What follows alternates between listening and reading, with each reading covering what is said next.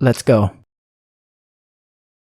Hello बच्चों, स्वागत है आपका आपके YouTube चैनल मार्क क्लासेस बगदोना में। और आज का टॉपिक है हमारा एक्सपोनेंट एंड पावर से रिलेटेड, जो कि हमारा लास्ट टॉपिक है 8th क्लास का।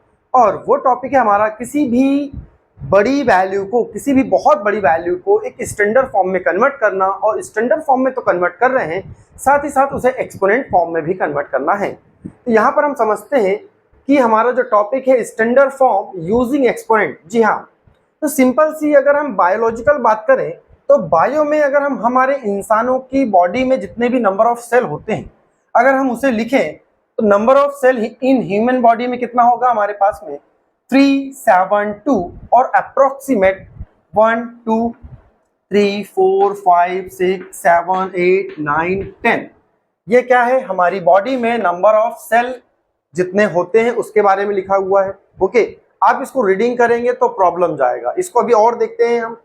फिर अगर हम हमारे RBC के बारे में बात करें, मतलब कि रेड ब्लड सेल के बारे में, कि रेड ब्लड सेल कितने होते हैं, या फिर रेड ब्लड सेल का डायमीटर कितना होता है, रेडियस कितना होता है, तो उसको भी अगर हम लिखना चाहें तो 0.01 2 3 4 5 और 7 mm। जी हाँ, ये उसका साइज होता है। ओके, मतलब कि RBC आपका इतने साइज में रहता है। ठीक। और दूसरी बात करें कि अगर हमारे डस्ट पार्टिकल के बारे में बात करें कि डस्ट पार्टिकल को अगर हम केजी के फॉर्म में लिखें कि 1 केजी में कितने डस्ट पार्टिकल होंगे, या एक डस्ट पार्टिकल का वेट अगर हम केजी में मेजरमेंट करेंगे तो डस्ट पार्टिकल का वेट कितना हो जाएगा। डस्ट पार्टिकल का होगा हमारे पास में 0.1 2 3 4 5 6 7 8 9 753, इतना, वो भी केजी में। सोचो, क्या हम इसे रीडिंग कर सकते हैं? रीडिंग कर सकते हैं, लेकिन हमें बहुत प्रॉब्लम जाने वाली है। इसलिए इस टाइप के क्वेश्चनों को हम एक स्टैंडर्ड फॉर्म में लिख लेंगे। स्टैंडर्ड फॉर्म भी बोल सकते हैं, या फिर हम एक प्रकार से उसको साइंटिफिक भी बोल सकते हैं। जी हाँ, मतलब साइंटिफिक का मतलब ये कि आपको इतनी बड़ी वैल्यू को रीडिंग ना करके क्या आप इसे शॉर्ट फॉर्म में लिख सकते हैं, क्या आप इसे स्टैंडर्ड फॉर्म में लिख सकते हैं, वो भी एक्सपोनेंट की हेल्प से। तो चलिए चेक करते हैं कि इसमें हम कैसे चेंज कर सकते हैं, या फिर इसको हम क्या लिख सकते हैं। तो फिलहाल अगर हम एक एक के बारे में बात करें तो सिंपल सा, सबसे पहले अगर हम ये देखें कि आपने गूगल नाम सुना है। जी हाँ, गूगल, है ना। अगर हम इस गूगल को दूसरे वर्ड में लेके जाएं, या फिर इनके कहने का मीनिंग क्या था, तो इनके कहने का मीनिंग था गूगल। जी हाँ, गूगल। अब ये गूगल वर्ड क्या है? गूगल वर्ड का मतलब ये है कि आप यहाँ पर 1 लिखेंगे और 1 के बाद में आप 100 टाइम्स 0 लिखेंगे। जी हाँ, कितने टाइम? 100 टाइम्स। जब आप 100 टाइम्स लिखेंगे तब वो गूगल की मीनिंग होगी। इसका मतलब क्या हुआ, अगर हम इसे शॉर्ट फॉर्म में लिखना चाहें तो क्या लिख सकते हैं हम? 1 × 10⁻100। जी हाँ, इस टाइप से आप लिख सकते हैं, या फिर 1 को आप लिखें या ना लिखें उससे कोई फर्क नहीं पड़ता। यहाँ पर इसका मतलब क्या हुआ कि अगर आपके पास 10 के पावर में 10⁻, अगर 100 है तो हम उसे गूगल बोलेंगे। मतलब नंबर ऑफ टाइम्स, कितने टाइम है, तो 100 टाइम है। 100 टाइम आपका 0 है तो वो गूगल है। लेकिन अगर हम इसको रीडिंग करने के बारे में बात करें कि ये इसको रीडिंग क्या करेंगे, क्या इसे 10⁻100 बोलेंगे, आप वो भी बोल सकते हो। या फिर अगर आप बोले 10⁻ गूगल प्लेक्स। जी, 10⁻ गूगल प्लेक्स, तो ये भी अगर आप बोलेंगे तो इसका मतलब भी वही है। और यहीं से नाम हुआ है आपका गूगल, जिससे रिलेशन ये है कि गूगल के पास में इतनी इंफॉर्मेशन है, वो इतना इंफॉर्मेशन दे सकते हैं, जैसे कि यहाँ पर आपको दिख रहा होगा 10⁻100। Okay, clear.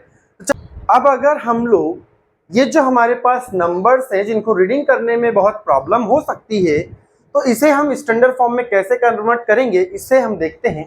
तो फिलहाल अगर हम यहाँ पर एक चीज नोटिस करें कि हमारे पास में सेल है, ह्यूमन बॉडी के नंबर ऑफ सेल हैं, उसमें क्या लिखा हुआ है आपका 372, और नंबर ऑफ जीरोस कितने हैं आपके पास में 1 2 3 4 5 6 7 8 9 10 और 11। तो आप इसे इनटू करके 10⁻11 लिख सकते हैं। क्या ये अभी स्टैंडर्ड फॉर्म में है? तो ये अभी स्टैंडर्ड फॉर्म में नहीं है। स्टैंडर्ड फॉर्म का मतलब ये होगा कि आपके पास सिंगल डिजिट के बाद डेसिमल पुट होना चाहिए।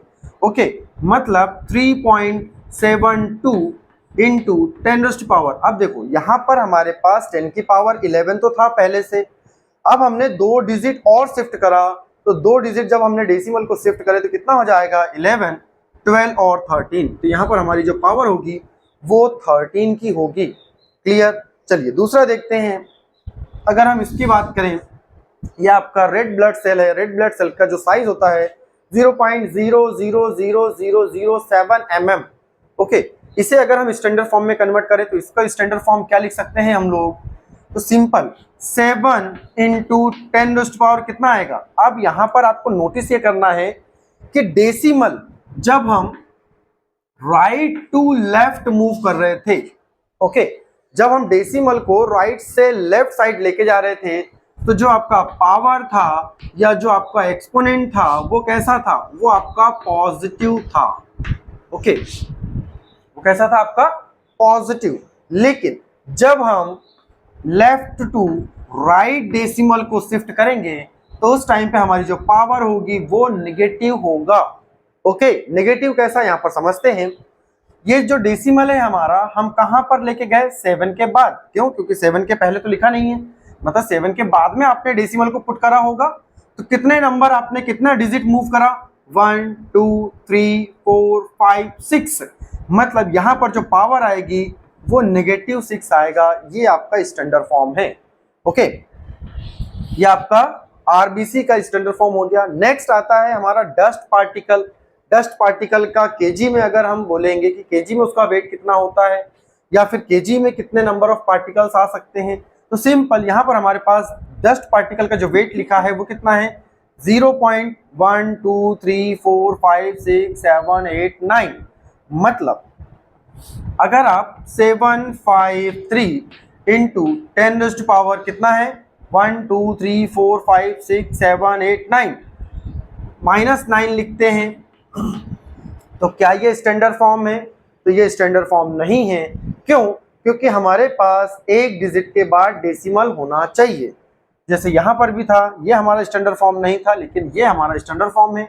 ओके, वैसे ही यहाँ पर भी हम चेंज करेंगे तो क्या हो जाएगा? 7.53 इंटू 10⁻। पहले हमारे पास 9 जीरोस थे, लेकिन ये जो डेसिमल है लेफ्ट टू राइट हम जा रहे हैं और ये डेसिमल यहाँ पर शिफ्ट हो रहा है। तो अब आप ये काउंट कर सकते हो कि जहां पर आपने डेसिमल को पुट करे हो उसके लेफ्ट हैंड साइड में कितने नंबर ऑफ डिजिट है, कितने नंबर ऑफ जीरोस हैं। तो आपके पास 9 तो जीरो पहले थे, लेकिन एक और हमारे पास ऐड हो गया जो कि 7 है, जिसकी वजह से ये क्या हो जाएगा? -10 kg। तो यहाँ पर आपको क्लियर हो गया कि अगर हम लेफ्ट और राइट को समझें कि राइट से लेफ्ट साइड जब हम डेसिमल को मूव करते हैं तो पावर हमारी पॉजिटिव रहती है, और जब हम लेफ्ट टू राइट मूव करते हैं तब हमारी पावर नेगेटिव हो जाती है। इतना क्लियर है? अब हम देखते हैं कि ये तो हमारा स्टैंडर्ड फॉर्म था। अगर कोई क्वेश्चन स्टैंडर्ड फॉर्म में ही आता है तो उसे यूजुअल फॉर्म में कैसे लिखेंगे? मतलब अगर कोई क्वेश्चन इस टाइप से आ गया, कहीं पावर ही नेगेटिव में दिया है या कहीं पावर पॉजिटिव में दिया है, उस कंडीशन में हम उसको कैसे सॉल्व करेंगे तो उसे भी हम देखते हैं। अब हम देखते हैं कि अगर स्टैंडर्ड फॉर्म में क्वेश्चन है और उसे यूजुअल फॉर्म में कन्वर्ट करना हो तब क्या करेंगे? अगर कहीं स्टैंडर्ड फॉर्म में क्वेश्चन है और दिया है यूजुअल फॉर्म में कन्वर्ट करना, तो उस कंडीशन में हम क्या करेंगे? एग्जाम्पल के लिए हम कुछ क्वेश्चन ले लेते हैं, जैसे 2.3 इंटू 10⁻5 दिया है, ओके, या फिर 4.345 इंटू 10⁻7 दिया है। इस कंडीशन में इनको कैसे करेंगे? तो ये जो हमारा क्वेश्चन है ये हमारे स्टैंडर्ड फॉर्म में है, इसे हमें यूजुअल फॉर्म में कन्वर्ट करना है। ओके, तो यहां पर देखते हैं क्या है। 2.3 है, चलो 2.3 इंटू यहाँ पर क्या लिखा है? 10⁻5। तो सिंपल आप अगर ऐसा लिखना चाहे तो फिलहाल अभी लिख सकते हैं 1 2 3 4 5। तो क्या ये यूजुअल फॉर्म में है? ये यूजुअल फॉर्म में नहीं है।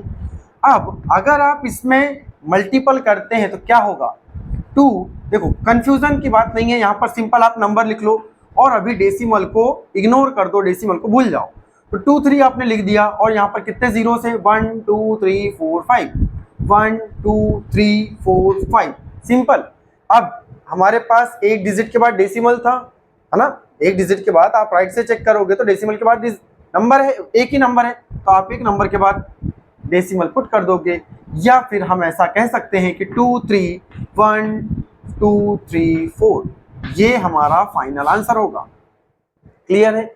यहाँ पर हमने क्या देखा कि अगर हमारे पास 2.3 मतलब एक डिजिट है तो हम यहाँ पर एक जीरो कम करके जीरोस को पुट कर देंगे। ओके, चलिए दूसरा क्वेश्चन देखते हैं हम। यहाँ क्या लिखा है, 4.343 इंटू 10⁻7 है, तो हमारे पास कितने जीरोस आएंगे। तो सबसे पहले अगर हम ये देखें कि 3 4 5 जो है इसमें तो 3 जीरो उसने कवर कर लिए, मतलब कि 4 जीरो और आएंगे। तो चेक करते हैं कैसे, 4 3 4 5 1 2 3। अब यहाँ पर देखते हैं कि क्या हमारे 7 हुए हैं या नहीं हुए। तो 1 2 3 4 5 6 नहीं हुआ तो हम एक और जीरो इंक्रीज कर देंगे। अगर ये समझ में आया है तो भी बेटर है, या फिर अगर आपको कंफ्यूजन है तो सिंपल आप क्या करेंगे, 4 3 4 5, यहाँ पर आप डेसिमल को भी भूल जाएंगे और जितने जीरोस हैं आप उतने जीरोस पुट करो, 1 2 3 4 5 6 7। आपने ये सारे नंबर लिख लिए। अब आपको यहाँ पर ये देखना है कि डेसिमल के बाद में कितने नंबर थे। तो डेसिमल के बाद में आपके पास 1 2 3, मतलब कि 1 2 3, आप 3 जीरोस को कट कर दोगे तो आपका वो फाइनल आंसर होगा, जिसे आप स्टैंडर्ड फॉर्म में कन्वर्ट कर सकते हैं। मतलब कि अगर हम ये 3 जीरोस को रिमूव कर दें तो ये आपका स्टैंडर्ड फॉर्म हो गया।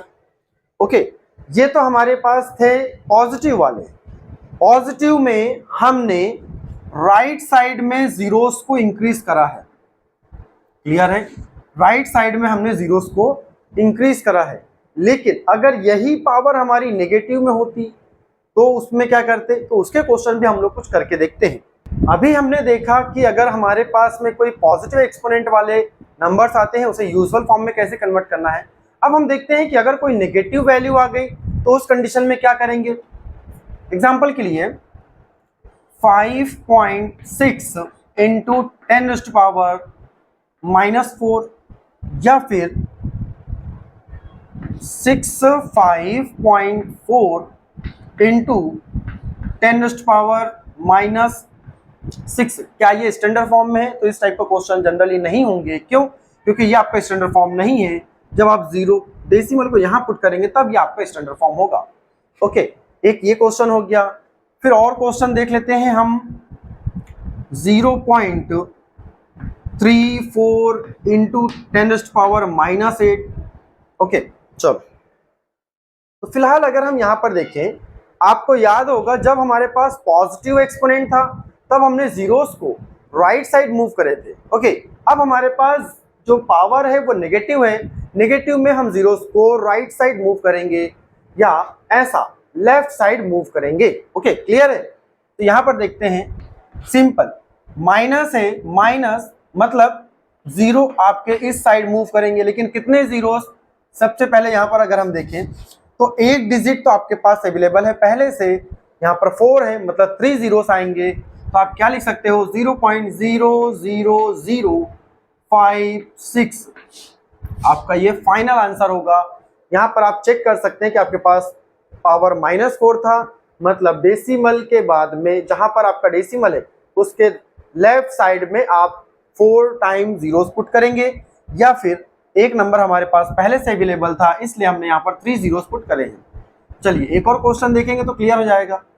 6.54 इंटू 10⁻⁻6, यहाँ पर भी हमारे पास सिंगल डिजिट है, मतलब जो भी हम जीरोस पुट करेंगे तो इसमें से एक कम डिजिट होगा। 0.1 2 3 4 5 जीरोस हमने पुट कर दिया। क्यों? क्योंकि एक डिजिट तो हमारा 6 खुद है, इसलिए 654 ये आपका यूजुअल फॉर्म हो गया।